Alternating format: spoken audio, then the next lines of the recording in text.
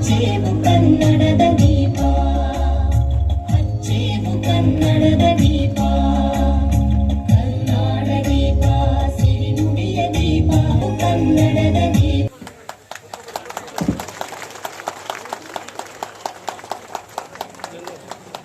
ಭೂಮಿ ಪೂಜೆಯನ್ನ ನೆರವೇರಿಸಲಿಕ್ಕೆ ಎಷ್ಟೇ ಸಂಕಷ್ಟದ ಪರಿಸ್ಥಿತಿಯಲ್ಲೂ ಕೂಡ ದೃಢ ಮನಸ್ಸಿನಿಂದ ಧೃತಿಗೆಡದೆ ತನ್ನ ಹೆಜ್ಜೆಯನ್ನ ಮುಂದಿಡುವಂತ, ತನ್ನ ಇಡೀ ಜೀವನದುದ್ದಕ್ಕೂ ಕೂಡ ಸಂಕಷ್ಟಗಳನ್ನ ಎದುರಿಸಿ ಸಮಾಜದ ಕಲ್ಯಾಣಕ್ಕಾಗಿ ತಮ್ಮ ಜೀವನವನ್ನೇ ಮುಡುಪಾಗಿಟ್ಟು ಶ್ರಮಿಸಿ ಪಕ್ಷದಲ್ಲಿ ಯಾವುದೇ ಸ್ಥಾನಮಾನವನ್ನ ಕೊಟ್ಟರು ಅಲಂಕರಿಸಿ ಅಲ್ಲಿರುವಂತಹ ಷಡ್ಯಂತ್ರಗಳನ್ನ ಸಂಕಷ್ಟಗಳನ್ನ ಮೈ ತೊಡವಿ ಅದಕ್ಕೆ ಮೆಟ್ಟು ನಿಂತು ನಡೆದ ರಾಜಕಾರಣಿ ಅಂತ ಹೇಳೋದಕ್ಕಿಂತ ಅವರು ಸನ್ಮಾರ್ಗದಲ್ಲಿ ನಡೆದಂತ ಸನ್ಮಾರ್ಗದ ನಡೆಯನ್ನು ತೋರಿಸಿದ ಹಿಂದೆ ನಾನು ಇವರನ್ನ ಪಕ್ಷದ ಅಧ್ಯಕ್ಷರಾಗಿ ಜವಾಬ್ದಾರಿ ಸ್ಥಾನವನ್ನ ಅಲಂಕರಿಸಿದಾಗ ಅವರ ಶಿಸ್ತನ್ನ ನಾನು ನೋಡಿದ್ದೆ.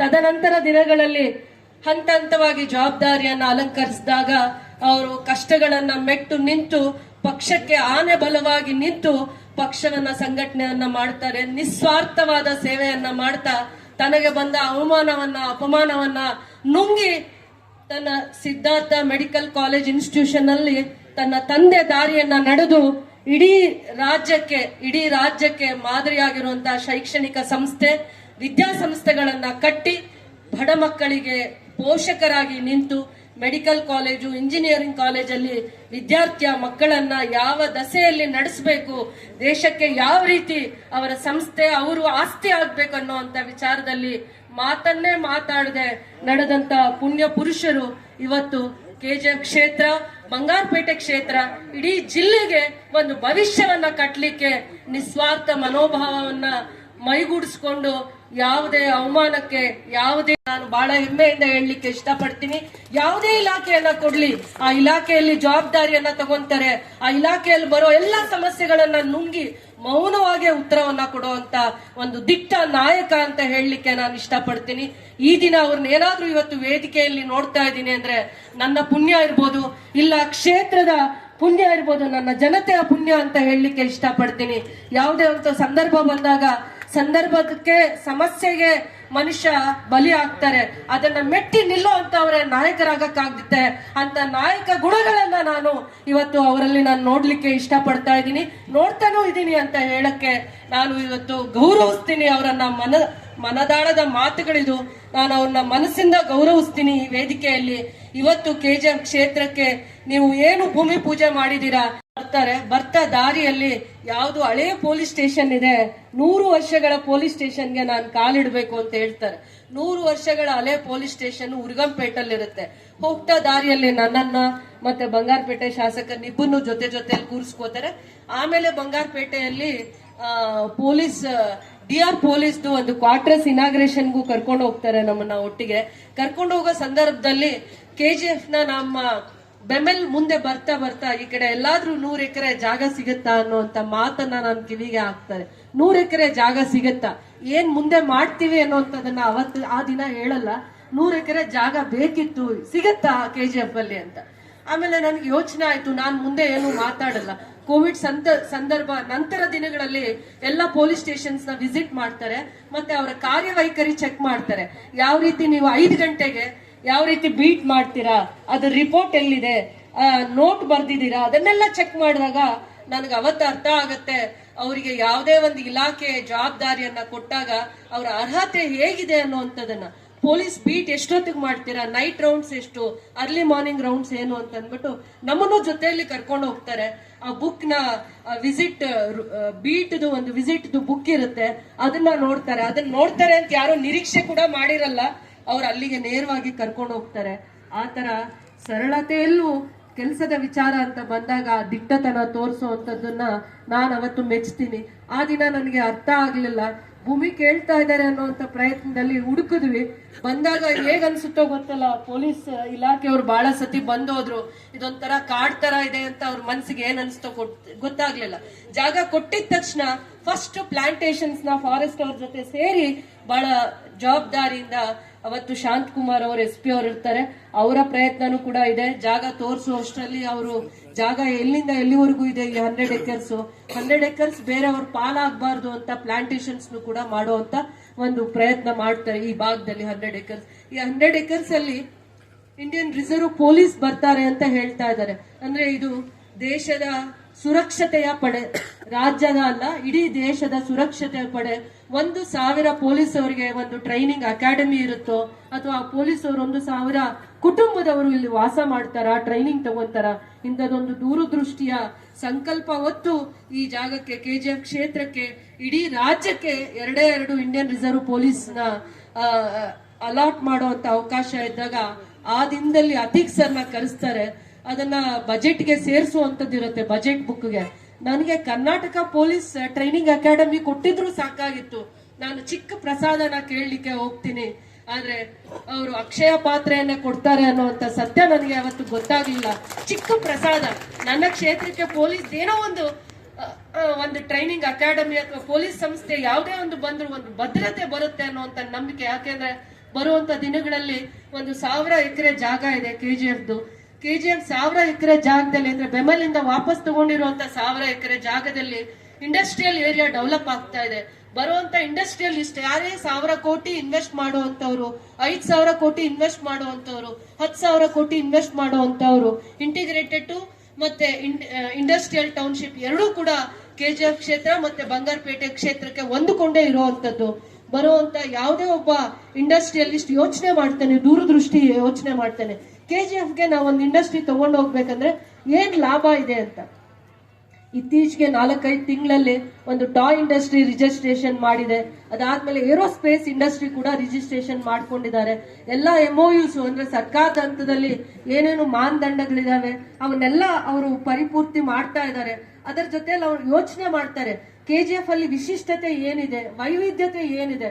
ನಾವು KGFಗೆ ಒಂದು ಇಂಡಸ್ಟ್ರಿ ತಗೊಂಡು ಹೋಗ್ಬೇಕಂದ್ರೆ ಏನ್ ಅದ್ರಲ್ಲಿ ಲಾಭ ಏನು ಅಂತಂದ್ರೆ, ಇಲ್ಲಿ skilled labours, semi skilled labours, ITI college, diploma college, engineering college, ಅದರ ಜೊತೆಯಲ್ಲಿ ಬ್ಯಾಂಗ್ಳೂರ್ ಚೆನ್ನೈ ಎಕ್ಸ್ಪ್ರೆಸ್ ಹೈವೇ ಎಷ್ಟು 2 ಗಂಟೆ ಕಾಲದಲ್ಲಿ ಚೆನ್ನೈ ಪೋರ್ಟ್ಗೆ ತಲುಪುವಂತದ್ದು ಇರೋದ್ರಿಂದ ಇಲ್ಲಿ ಮ್ಯಾನುಫ್ಯಾಕ್ಚರಿಂಗ್ ಯೂನಿಟ್ಸ್ ನ ತರೋದಕ್ಕೆ ಆರೋಗ್ಯಕರವಾಗಿರುವಂತಹ ವಾತಾವರಣ ಇಲ್ಲಿದೆ.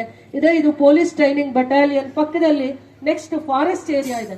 ನನ್ನ ಕ್ಷೇತ್ರ ಹೊಂದಿಕೊಂಡು ಬಂಗಾರಪೇಟೆ ಕ್ಷೇತ್ರ ಕೂಡ ಹೊಂದಿಕೊಂಡು ಇದು ಫಾರೆಸ್ಟ್ ನೆಕ್ಸ್ಟ್ ಇದೆ. ಬೇರೆ ಈ ತರ ವಾತಾವರಣ ಎಲ್ಲೂ ಕೂಡ ಸಿಗಲ್ಲ ಇಡೀ ರಾಜ್ಯದಲ್ಲಿ.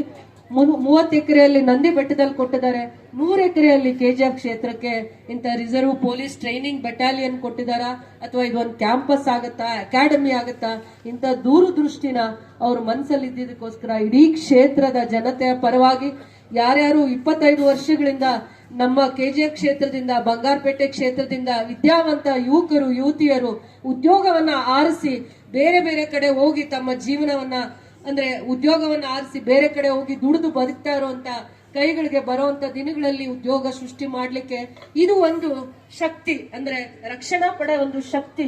ಯಾರೇ ಒಬ್ಬ ಧೈರ್ಯದಿಂದ ಒಂದು ಇನ್ವೆಸ್ಟ್ ಮಾಡೋದಕ್ಕೆ KGF ಬರ್ಬೇಕಂದ್ರೆ ಇದು ಒಂದು ಮೊದಲನೇ ಅಡಿಪಾಯವನ್ನ ಮಾಡಿದ್ದಾರೆ. 100 ಎಕರೆ ಜಾಗದಲ್ಲಿ ಹಂತ ಹಂತವಾಗಿ ಅಭಿವೃದ್ಧಿಯನ್ನ ಮಾಡ್ತಾರೆ. ಇವತ್ತು 30 ಕೋಟಿ ಅನುದಾನದಲ್ಲಿ ಇಲ್ಲಿ ಟ್ರೈನಿಂಗ್ ಕ್ಯಾಂಪಸ್ ಬರುತ್ತೆ, ಅದಾದ್ಮೇಲೆ ಅವ್ರ ಕ್ವಾರ್ಟರ್ಸ್ ಬರುತ್ತೆ, ಇನ್ನ ಏನೇನ್ ಬರುತ್ತೋ ಅದನ್ನ ಅವರ ಮಾತಿನಲ್ಲಿ ಮಾಹಿತಿಯನ್ನ ಕೊಡ್ತಾರೆ ಅಂತ ಹೇಳ್ತಾ ಇದೊಂದು ಚರಿತ್ರೆಯನ್ನ ಸೃಷ್ಟಿ ಮಾಡುವಂತದ್ದು. KGF ನ ಗತ ವೈಭವನ್ನ ಮರುಕಳಿಸುವಂತ ಚರಿತ್ರೆ ಇದು ಅಂತ ಹೇಳಲಿಕ್ಕೆ ಈ ದಿನಾನ, ಈ ಸಮಯನ, ಈ ಪುಣ್ಯ ಸಮಯನ ನನಗೆ ಅವಕಾಶ ಮಾಡಿಕೊಟ್ಟಿದ್ದಕ್ಕೆ ಈ ವೇದಿಕೆ ಮುಖಾಂತರ ವೇದಿಕೆಯಲ್ಲಿ ಅಲಂಕರಿಸಿರುವ ಎಲ್ಲ ಗಣ್ಯರಿಗೆ ತಮ್ಮ ಆಭಾರವನ್ನ ವ್ಯಕ್ತಪಡಿಸಿದ್ದಾರೆ. ಜೋರಾದ ಚಪ್ಪಾಳೆಯೊಂದಿಗೆ ಈ ಕಾರ್ಯಕ್ಕೆ ತಾವು ಕೂಡ ಭಾಗಿಯಾಗಬೇಕಾಗಿ ಕೋರ್ತಾ ಇದ್ದಾರೆ. ಹರ್ಷ, ಚಪ್ಪಾಳೆ ನಿರಂತರವಾಗಿ ಬರ್ತಾನೆ ಇರಬೇಕು. ನಮ್ಮ ಹೆಮ್ಮೆಯ ಸಚಿವರಿಗೆ ಸನ್ಮಾನ ಕಾರ್ಯ ನಡೀತಾ ಇದೆ.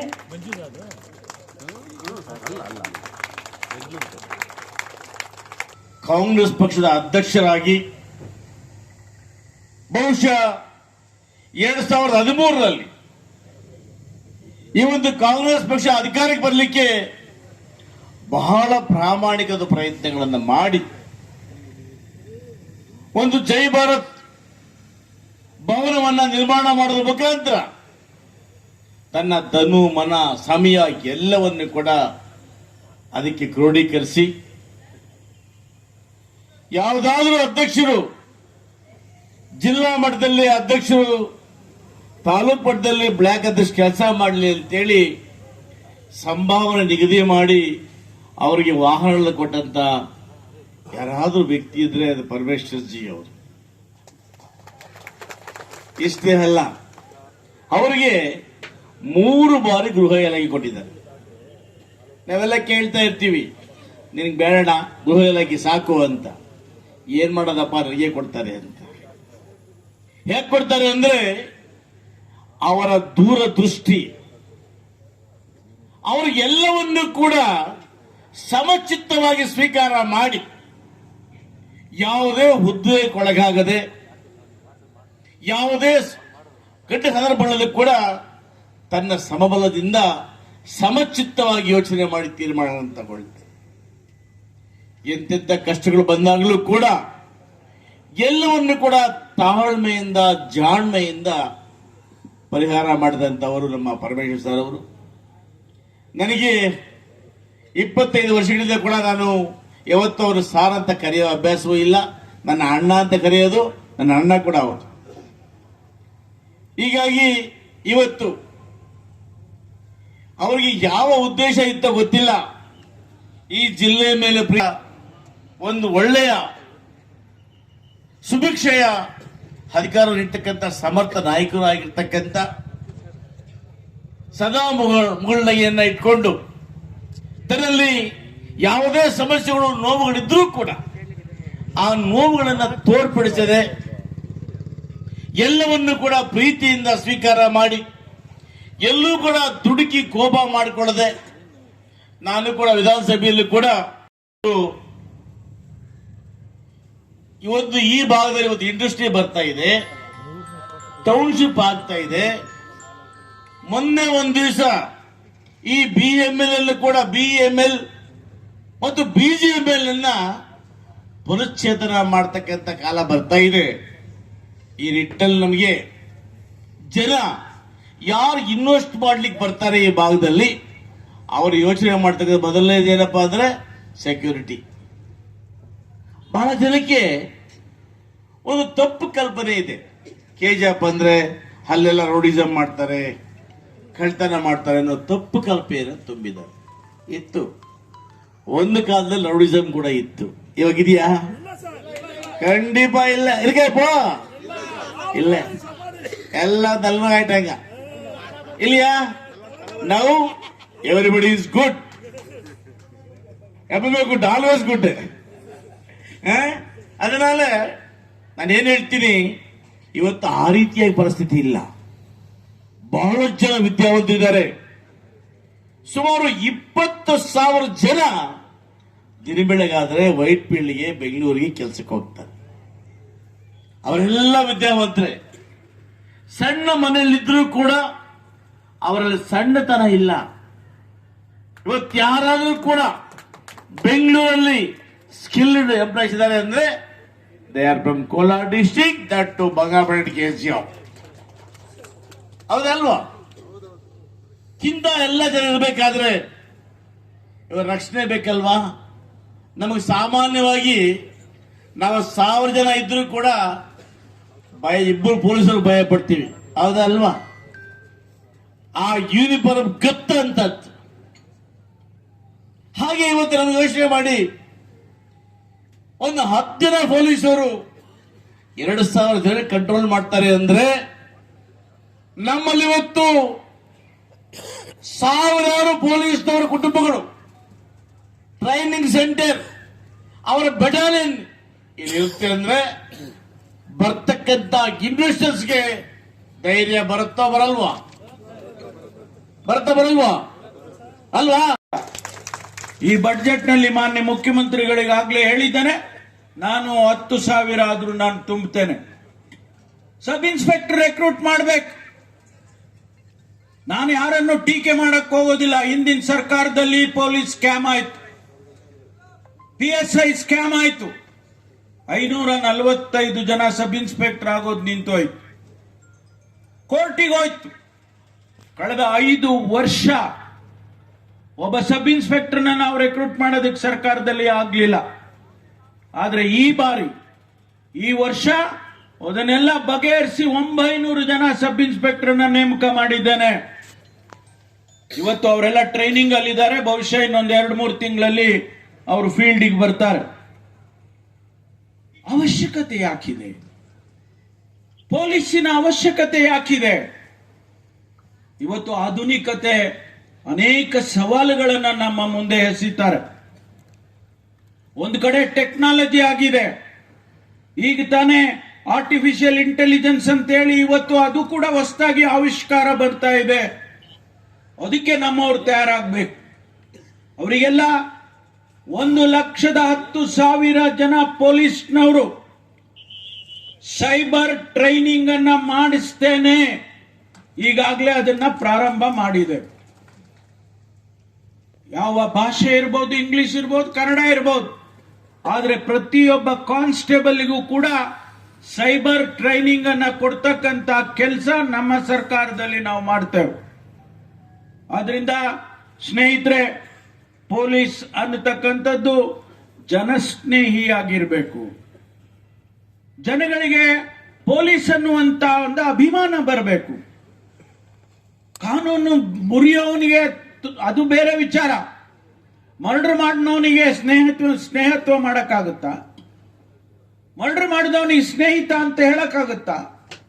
ಅದು ಕಾನೂನು ನೋಡ್ಕೊಳ್ಳುತ್ತೆ.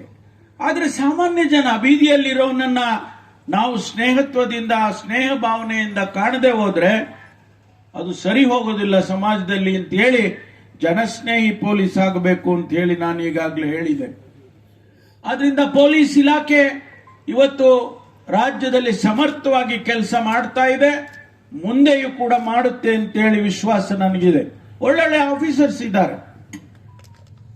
ಯಾರು ಒಬ್ರು ಬ್ಲಾಕ್ ಶೀಪ್ಸ್ ಇರ್ತಾರೆ, ನಾವೇನ್ ಮಾಡೋದಕ್ಕಾಗೋದಿಲ್ಲ. ಎಲ್ಲ ಕ್ಷೇತ್ರದಲ್ಲಿ ಇದ್ದಾಗೆ ಪೊಲೀಸ್ ಇಲಾಖೆಯಲ್ಲಿ ಯಾರೋ ಒಬ್ಬ ಬ್ಲಾಕ್ ಶೀಪ್ ಇರ್ತಾರೆ. ಆದ್ರೆ ಕಾನೂನಿನ ಪ್ರಕಾರ ಅವರಿಗೆ ಆಗುವಂತ ಶಿಕ್ಷೆ ಆಗೇ ತೀರುತ್ತೆ ಅನ್ನುವಂತ ಮಾತನ್ನ ಈ ಸಂದರ್ಭದಲ್ಲಿ ಹೇಳ್ತೇನೆ. ಸ್ನೇಹಿತರೆ, 2023ರಲ್ಲಿ ನಾವು ಚುನಾವಣೆಗೆ ನಿಮ್ಮ ಹತ್ರ ಬಂದ್ವಿ. ತಾವೆಲ್ಲ ಆಶೀರ್ವಾದ ಮಾಡಿದ್ರಿ. ರೂಪಮ್ಮನಿಗೆ ಆಶೀರ್ವಾದ ಮಾಡಿದ್ರಿ, ನಾರಾಯಣ ಸ್ವಾಮಿಗೆ ಆಶೀರ್ವಾದ ಮಾಡಿದ್ರಿ. ಸರ್ಕಾರ ಬಂತು ನಮ್ದು.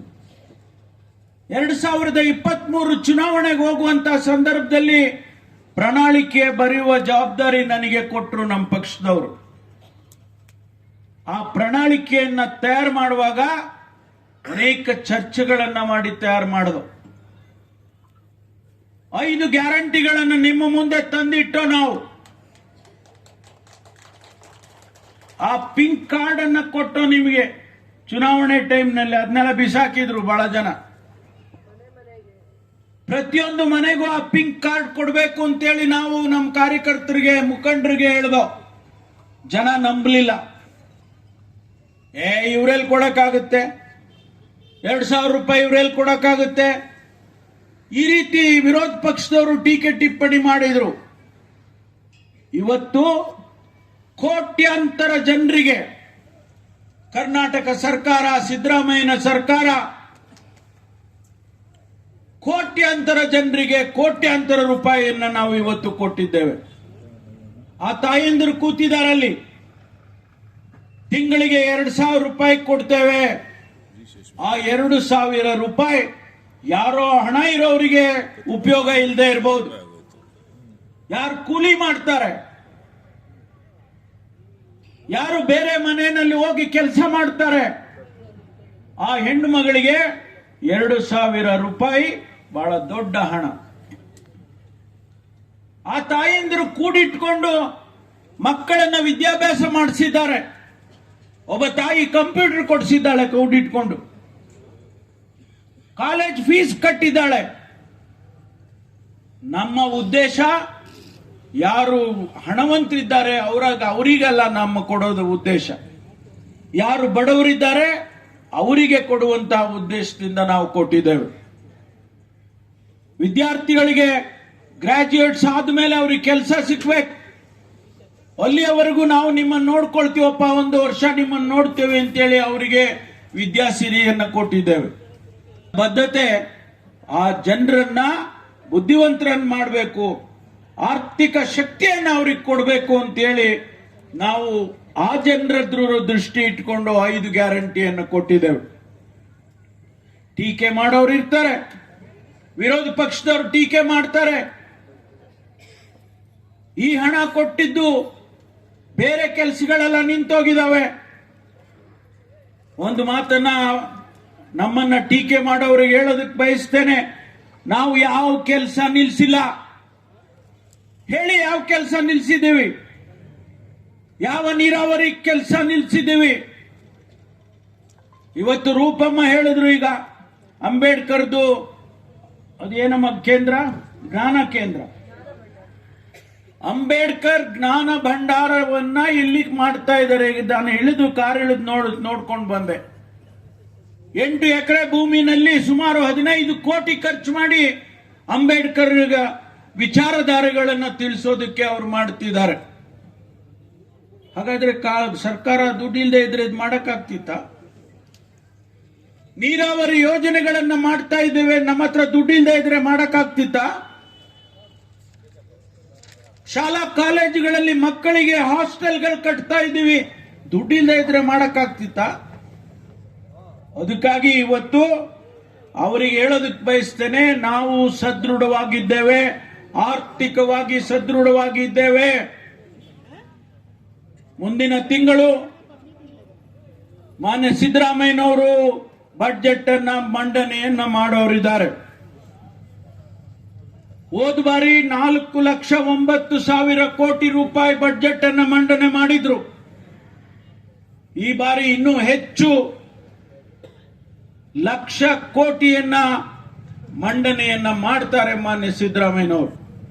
ಹಾಗಾಗಿ ಇವತ್ತು ನಾವು ಕರ್ನಾಟಕದಲ್ಲಿ ಜನರಿಗೆ ಏನ್ ಮಾತು ಕೊಟ್ಟಿದ್ದೋ, ಚುನಾವಣೆಯ ಸಂದರ್ಭದಲ್ಲಿ ಏನ್ ನಾವು ಭರವಸೆ ಕೊಟ್ಟಿದ್ದೋ, ಅದೆಲ್ಲವನ್ನು ಕೂಡ ಈಡೇರಿಸತಕ್ಕಂತ ಕೆಲಸವನ್ನ ಮಾಡಿದ್ದೇವೆ, ಮಾಡ್ತೇವೆ.